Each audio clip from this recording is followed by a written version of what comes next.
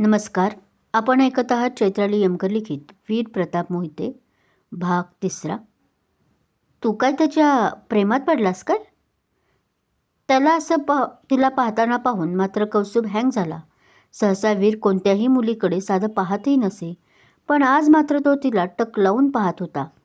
तिचे expression catch करत होता आणि त्याच्याकडे बघून असं वाटत नव्हते की तो तिचं ऐकतही असावा. प्रेमात नाही दोस्ता. आणि त्याचं बोलणं ऐकून तिच्यावरची नजर हटवत आता हसून बोलायला लागला. तिचे एक एक पॉईंट नीट लक्ष देऊन ऐक, मग कळेल मी इतका इम्प्रेस का झालो आहे. तो बोलतो तसं आता कौस्तुभचंही लक्ष तिच्या बोलण्याकडे जातं. इतका वेळ फक्त त्याचं लक्ष आपल्या हिरोकडेच होतं, त्यामुळे ती बोलण्यातही हुशार असेल असं त्याला वाटले नव्हते. नॉट अ बॅड आणि तिचं प्रेझेंटेशन संपताच कौस्तुभ व वीर उठून टाळ्या वाजवत असतात. कौस्तुभ त्याला तसं हळूच कानात म्हणतो, त्यावर तोहीच फक्त स्माईल करतो. तिचे मुद्दे बरोबर होते, पण तिला गाईड करणारा तो KR नको होता राव. ते दोघे आता परतीच्या वाटेला लागले होते. अर्थात त्या चेतनने ही डील वीरबरोबरच केलं होतं, कारण चेतनला नवीन लोकांना हा प्रोजेक्ट देऊन रिस्क नव्हती घ्यायची हे त्याच्या वागण्यातून बोलण्यातून आधीच कळत होतं. तो त्या कुणाला साधा भावही देत नव्हता. तिथे फक्त वीरला हाजी हाजी करत होता, जे सगळ्यांनाच स्पष्ट कळत होते. हा प्रोजेक्ट वीरसाठी सुद्धा खूपच इम्पॉर्टंट होता. त्याने गेले 3 महिने या प्रोजेक्टसाठी लावले होते. अगदी जीव होतला होता म्हटले तर वावगे ठरणार नाही. त्यामुळे तिला नाही मिळाला या दुःखापेक्षा आपल्याला मिळाला यातच तो सुख मानत होता. तू अजूनही मला नीट नाही सांगितलंस बाबा. गाडी चालवत आता कौस्तुभ त्याला परत बोलायला लागतो. वीरने मगाशी उत्तर दिले नव्हते त्याच्या प्रश्नाचे. काहीतरी गहन विचार करत आहे हे स्पष्ट कळत होते, पण आता त्याच्या चेहऱ्यावर स्माईल आली होती. तसं कौस्तुभने त्याला प्रश्न केला. काय काय नीट नाही सांगितलं? तो तसा भानावर बोलतो, कारण त्याला ऐकायला जावं म्हणून जरा मोठ्या आवाजातच तो बोलला होता.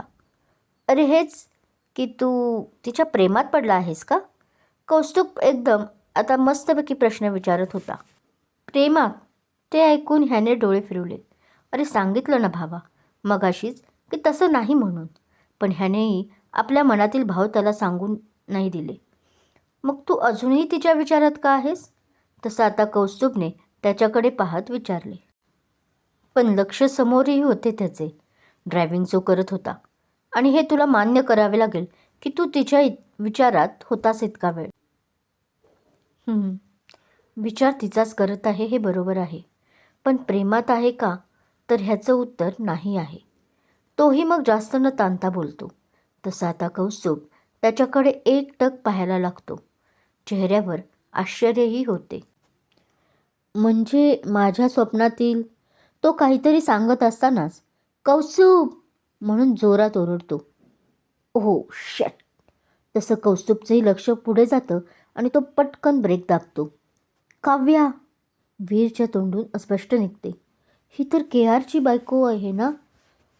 समोर गाडीच्या प्रकाश झोतात त्यांना एक मुलगी दिसते, जी थरथर कापत उभी असते. त्या गाडीच्या प्रकाशामुळे तिने एक हात चेहऱ्यावर जरी ठेवला असला तरी स्पष्ट ती मुलगी कोण आहे हे कळत होते. 4 तासापूर्वी KR company. Miss Kavya Deshmukh. कुणालच्या केबिन बाहेर आपली नायिका काव्या उभी होती. तिच्या शरीराची उगीच थरथर होत होती. ती आज पहिल्यांदाच त्याच्या केबिनसमोर उभी होती असं नव्हते, पण त्या KR समोर उभं राहणे म्हणजे आपलीच इज्जत त्याच्यासमोर विकणे असा प्रकार होता. Miss Kavya Deshmukh come in. त्याने पहिला आवाज देऊनही ती तशीच दारात घुटमळत होती, म्हणून तो आता जोरात ओरडतो. Yes yes sir. ती कशीबशी होकार देते आणि आत जाते. किती वेळा सांगितलं आहे काव्या तुला?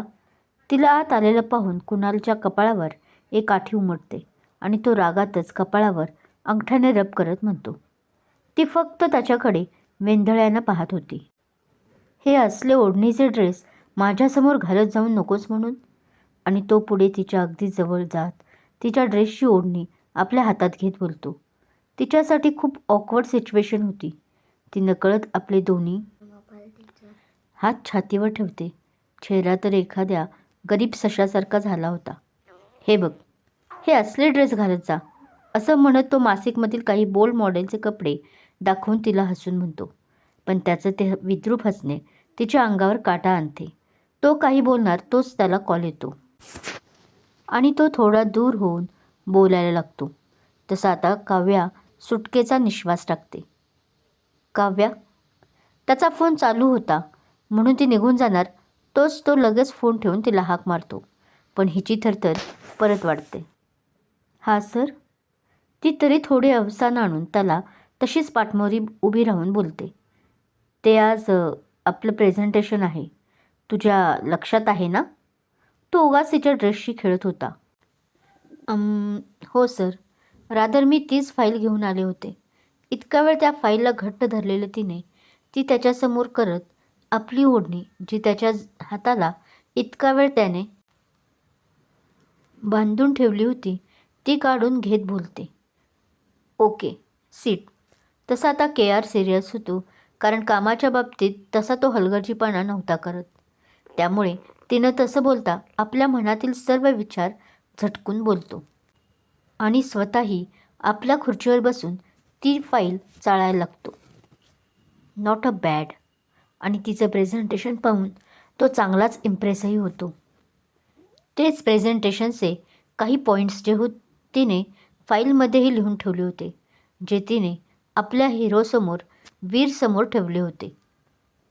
हे जर डील मिळालं तर तू मला पार्टी द्यायची. आता तो तिच्याकडे हसून बोलतो. आणि जरी नाही मिळाले तरी डोंट वरी, मी आज तुला मस्त पार्टी देईन. हे बोलताना मात्र त्याची नजर विक्षिप्त होती. त्यात क्रूर हसूही दिसत होते. काव्याला मनात रागही येत होता आणि भीतीही. पण ती काहीही न बोलता तिथून निघून जाते. वर्तमान काळ. प्लीज सोडा मला जाऊ द्या. तिला समोर पाहून वीर गाडीतून खाली उतरला होता. तसं ती आता डोळे घट्ट बंद करून बडबड करत होती. काव्या, मी वीर. तो तसा आता तिला हळूच बोलतो आणि खांद्यावर त्याच्या हातही असतो. त्याचा आवाज ऐकून पुढच्या क्षणाला ती त्याला घट्ट मिठी मारते. Please marry me sir, please मॅरी. आणि त्या मिठीतही ती त्याला असं काहीतरी बोलत होती की ज्यामुळे मागून आलेला कौस्तुभही चाट पडतो आणि खुद्द वीरही. क्रमशः का ती असं म्हणत असेल, लग्न करा माझ्याशी. वीर काय करेल हे जाणून घेण्यासाठी ऐकत रहा वीर प्रताप मोहिते.